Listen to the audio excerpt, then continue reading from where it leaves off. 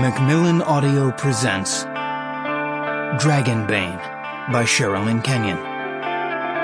Read by Holter.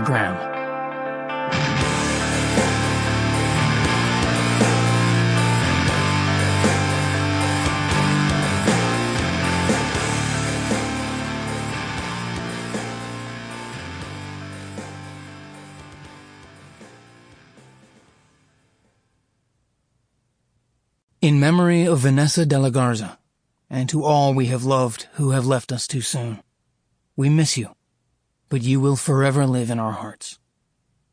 For my friends and listeners who have filled my heart with love and joy, thank you for being part of my life, the very best part. From my publisher, editor, agent, and the staff at Macmillan and Trident, for all the hard work you do on my behalf, thank you so very much. And as always, a special thank you to my family for tolerating me and my absent-minded ways when I'm on deadline, especially for being so understanding when I tend to drift off mid-conversation because I just had a thought. Love you all. Prologue. Arcadia, 2986 BCE. Is this dead or hell? Maxis growled at his brother as he struggled to carry Ilarion out of the filthy dungeon where he'd been held for more weeks than he could count. Damn, his little brother was heavy for a creature who made his meals mostly off field mice and wheat. Shut it, Max snapped at him with his thoughts. If you can't help, then don't distract me while I'm trying to save your scaly, worthless hide from the human vermin. I don't know why you're complaining so. Humans aren't so bad. I rather like them myself. They taste like chicken. In spite of the dangers surrounding them, and his bitter rage over their latest lovely predicament, and the betrayal that had put them here, Max had to bite back his laughter. Leave it to Ilarion to find humor at the worst time imaginable.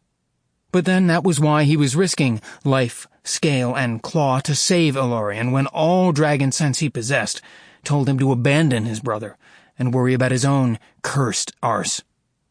You're not making this any easier on me, you know? Sorry. Ilarion tried to use his human legs to walk, but the weak, unfamiliar appendages buckled beneath him.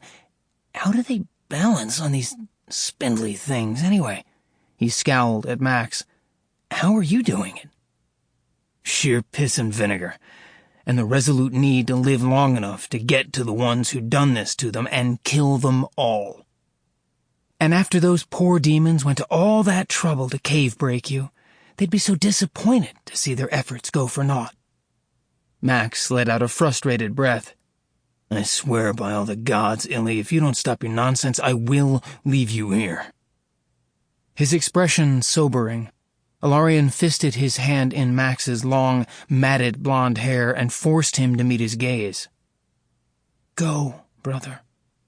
Like this, I'm nothing but an anchor to you and your freedom, and we both know it. Together, we're caught. Alone, you stand a chance at daylight again.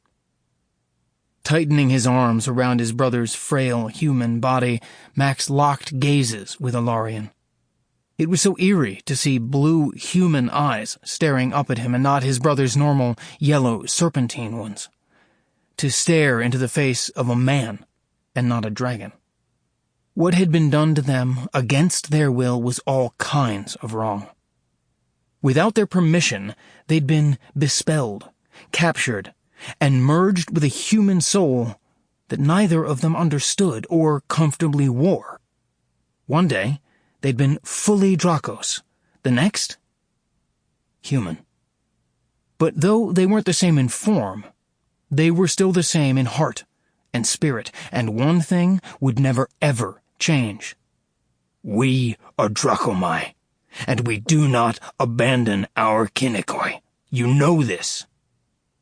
They might not cluster together in living communities or share domiciles once they reach their majority, but when the Bane cry sounded, they were honor-bound. Sample complete. Ready to continue?